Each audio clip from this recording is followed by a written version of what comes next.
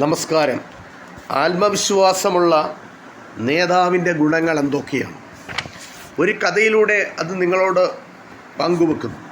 ഒരിക്കൽ മുതുകത്ത് ഭാരമേറിയ തോടുമായി പതുക്കെ നടന്നു നിൽക്കുന്ന ഒരു ആമയെ മുയൽ കണ്ടു. നമുക്കൊരു ഓട്ടപ്പന്തയം നടത്തിയാലോ?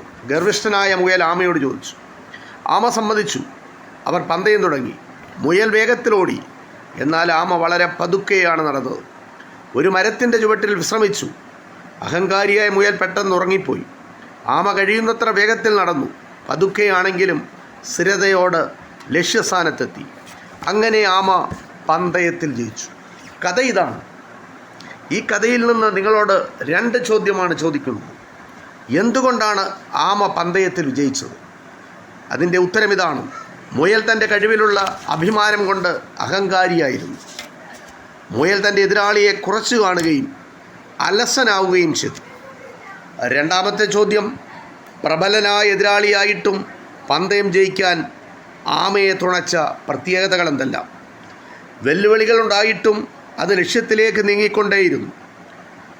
അതിൽ ശ്രദ്ധയൂന്നി പെട്ടെന്ന് കൈവിടാതെ അന്ത്യം വരെ സ്ഥിരോത്സാഹം കാണിച്ചു. ലക്ഷ്യത്തെയാണ് അത് മുറുകെ പിടിച്ചത്, അല്ലാതെ മുയലിനെയല്ല. ആമ ലക്ഷ്യത്തെ മുറുകെ പിടിച്ചത് കൊണ്ടാണ് വിജയിക്കുവാൻ കഴിഞ്ഞത്. വെല്ലുവിളികൾ ഏറെയുണ്ടെങ്കിലും സമൂഹത്തിൻ്റെ ഉന്നമനത്തിനായി നേതാക്കൾ പ്രവർത്തിക്കുക എന്നത് ലക്ഷ്യത്തിലേക്കുള്ള പ്രയാണം തുടരുന്നതിനാണ്. നമ്മുടെ കഴിവുകൾ വികസിപ്പിക്കണം. സിദ്ധിയെയും നിപുണതയും ആത്മവിശ്വാസത്തെയും വികസിപ്പിക്കുന്നതിന് സഹായമാകുന്ന രീതിയിലുള്ള നല്ല പ്രവർത്തനങ്ങളാണ് നമ്മൾ ചെയ്യേണ്ടത്. അപ്പോൾ ലക്ഷ്യത്തിലേക്ക് കുതിക്കുവാൻ നിങ്ങൾ കഴിയും. അങ്ങനെ ആത്മവിശ്വാസമുള്ള ഒരു നേതാവായി മാറുവാൻ കഴിയും. ഇത്രമാത്രം. നന്ദി, നമസ്കാരം.